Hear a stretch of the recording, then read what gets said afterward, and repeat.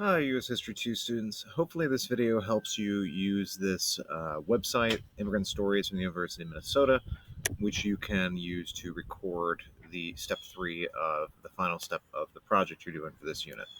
So this is the fourth link on the assignment, so it's, basically I'm assuming that you could make it this far. And so you have really the first step you should do is to log in.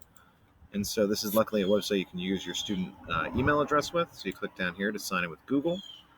I'm not going to sign in using my teacher address. I'm going to use this Lulu student one here just so you have a sense of what it looks like from your perspective. So we got our check mark, great.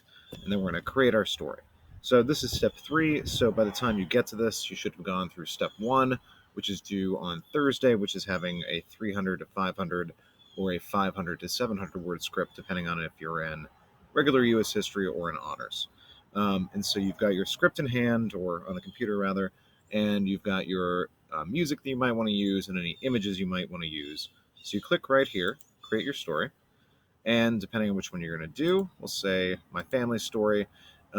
If you were doing somebody else's family story, you just would click my families and that kind of continue on. I know that's an option I gave you folks. So you're going to use help me to make a video. You don't really need to use this website if you're choosing to use a different video editing method, which you are welcome to do. This is just meant to be the easiest. All right, so this is just really about getting you kind of set up. So we're going to do story about something else that's going to give you suggestions. And this is where I type in my story. My story would be longer than this to get full credit. So that's something that you should keep in mind.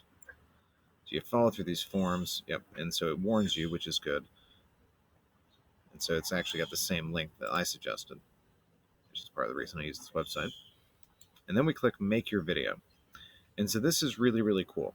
So it gives you the ability to basically just kind of do watch a tutorial about how this program works. But what I would suggest, because I think you've done this before, if you don't need these videos, just click on Continue to Weave Video. And then within this website, it will basically just allow you to import those images. If you haven't done a recording already of your voice, you can do so using this. This is the format.